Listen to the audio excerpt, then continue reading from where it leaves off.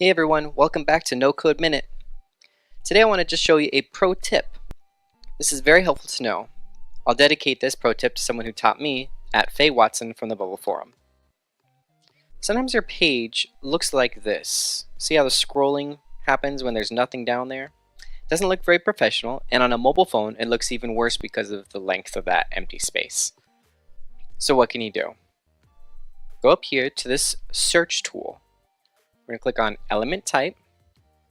We're going to look for group, only search current page, and we're going to edit these elements.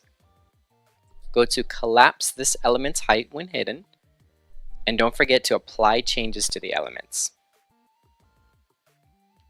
Let's refresh the page and see if that helps. Ta-da! So much better.